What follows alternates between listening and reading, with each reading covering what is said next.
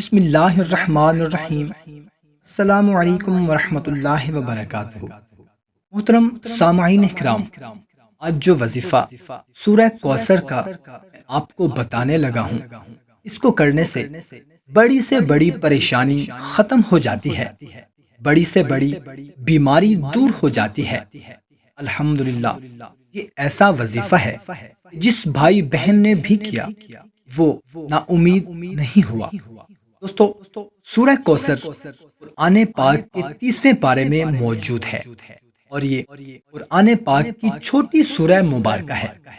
بزرگان دین نے سورہ کوثر کے بہت سارے فوائد اور فضیلت بیان فرمائی ہے۔ رزق کے مسائل، بیماری، تنگ دستی، پریشانی، عرض کی تنگی، حاجت، ان تمام کے حل کے لیے سورہ کوثر بہت زیادہ مفید مانی جاتی ہے۔ تو میرے بھائیوں اور بہنوں، آج کی اس خاص ویڈیو میں آپ کے لیے سورہ کوثر کا ایک بہت ہی مجرب، عظیم، آزمودہ اور بہت ہی طاقتور وظیفہ لے کر حاضر ہوا ہوں۔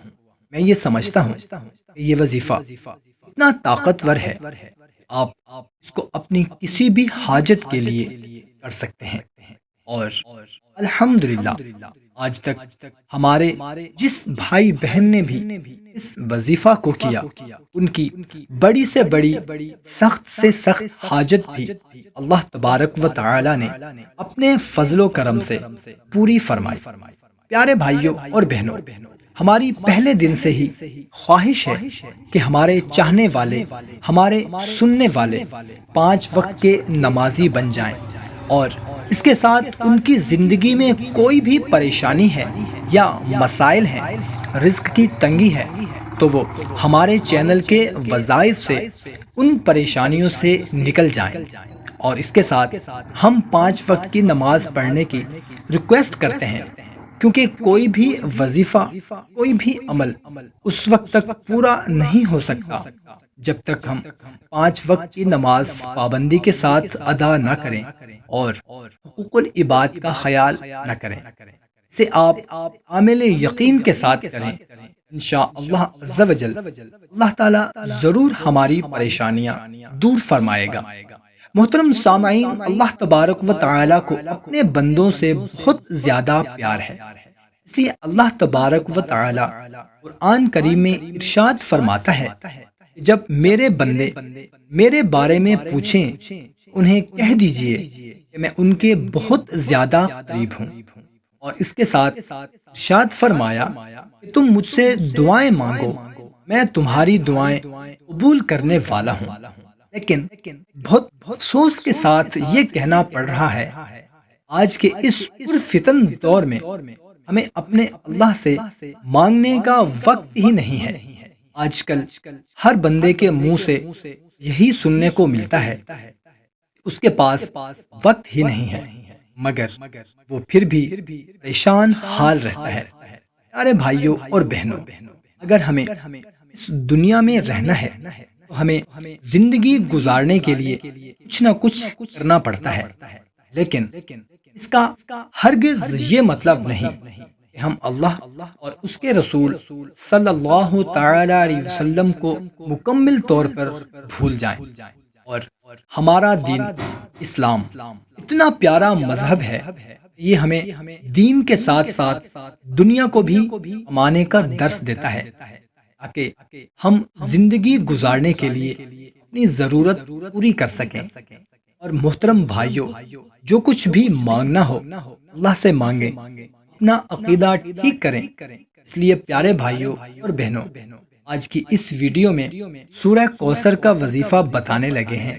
آپ نے اس عمل کو سچے دل کے ساتھ کرنا ہے، اور اس وظیفے ساتھ آپ کو جیسے بتایا جائے گا، اپنے اللہ کے حضور سچے دل کے ساتھ دعا مانگنی ہے، اور اپنا مسئلہ، اپنی حاجت، اپنی تنگ دستی، اپنی پریشانی اللہ کی بارگاہ میں پیش کرنی ہے۔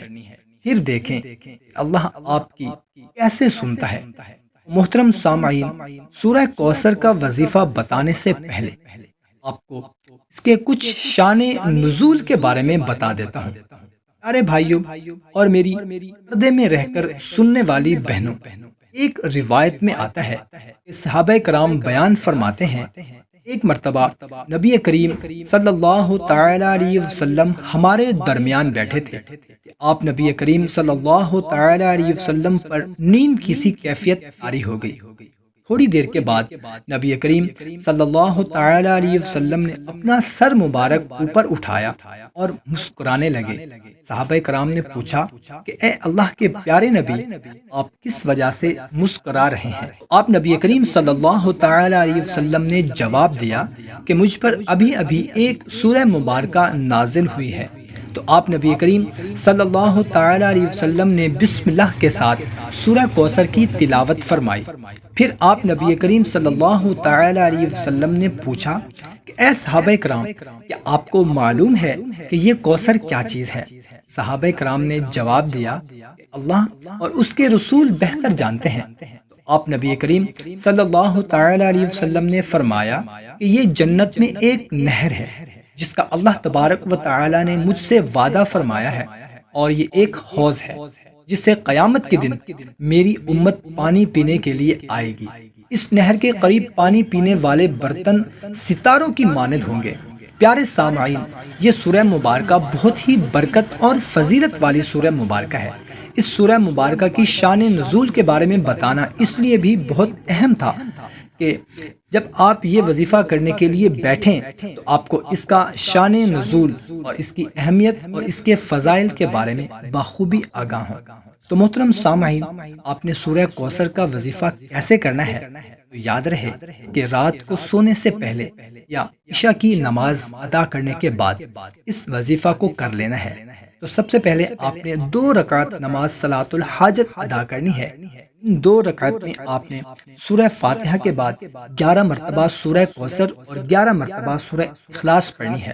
اس نماز کو مکمل کرنے کے بعد آپ نے اپنی جگہ پر بیٹھے رہنا ہے اور جائے نماز پر بیٹھے بیٹھے ہی 129 مرتبہ سورہ کوثر کی تلاوت کرنی ہے، اور 129 مرتبہ پڑھنے کے بعد آپ نے اپنی آنکھیں بند کر لینی ہے، اور آنکھیں بند کرنے کے بعد کچھ دیر کے لیے آپ نے اللہ تبارک و تعالی کی حمد و ثنا بیان کرنی ہے، اللہ تعالیٰ کی بڑائی بیان کرنی ہے، اور اپنے آپ کو یہ باور کرانا ہے اللہ کی ذات اتنی زیادہ عظیم ہے، اس کی بارگاہ میں ندامت کے چند آنسو بھی لازمی بہانے ہیں، اور اگر آپ کو رونا نہیں آ رہا کم از کم رونے والی شکل لازمی بنائیں، لیکن آپ جو بھی عمل کریں وہ سچے دل کے ساتھ کریں، اور آپ کی پوری کوشش ہونی چاہیے کہ اللہ آپ سے راضی ہو جائے۔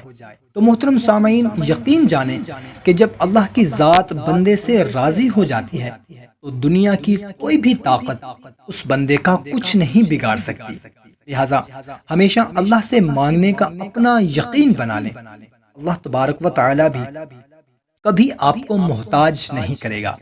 انشاءاللہ عز و جل اس عمل کے کرنے کی برکت سے آپ کی جو بھی جائز حاجت ہوگی اللہ تعالیٰ اپنے فضل و کرم سے پوری فرما دے گا۔ محترم سامعین، جمعرات کی رات عشاء کے بعد خصوصی دعا کی جاتی ہے۔